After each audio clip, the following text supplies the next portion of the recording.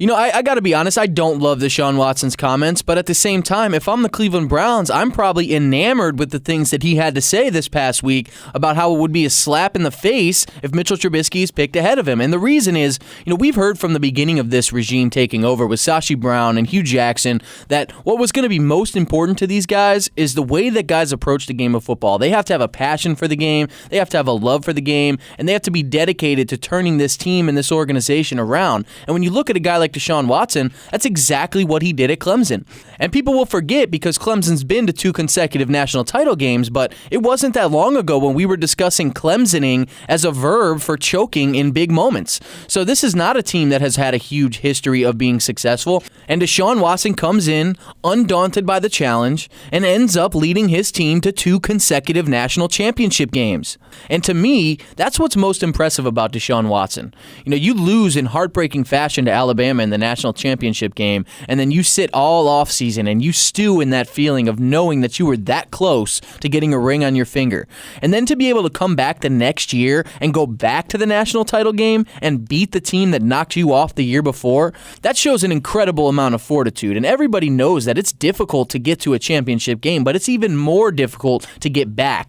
So for Clemson to be in 2 consecutive national title games with Deshaun Watson under center, that's the kind of turnaround that I think could speak to the Browns and their front office. Now, I'm not going to sit here and pretend I know what the Browns' evaluation is of Deshaun Watson, because when they watch the tape and when they have the private workouts or go to the pro days or go to the combine, whatever it may be, they're going to make their own evaluations of this quarterback. And in terms of what they see, I don't know that. I don't have any inside information that tells me that the Browns are going to like or dislike Deshaun Watson. But I can promise you this.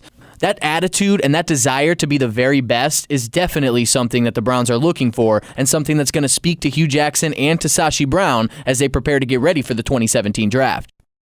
I think I got to take James Harden, Aaron. I mean, you look at Russell Westbrook and what he's doing this season, especially statistically, just absolutely amazing.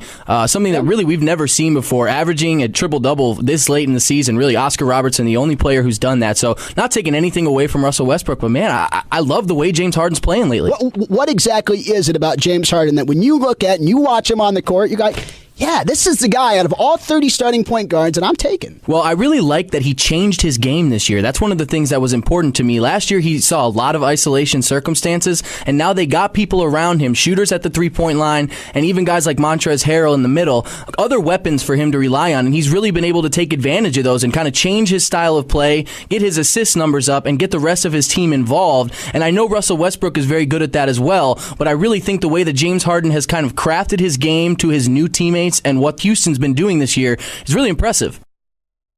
I think you bring up a good point there, Aaron, about the style of play. Like we've talked about it earlier on this year. Marc Gasol changed his style of play to take the load off of his body in Memphis. He's shooting more threes than ever before. And I think you're going to see Russell Westbrook, as his career starts to progress and he gets to be 32, 33, 34 years old, he's not going to have the same bounce that he has, the same explosion that he has now. So I think James Harden won't have to change his game quite as much as his career continues to progress. And I think looking down the road, that's part of the reason why I would take James Harden over Russell Westbrook.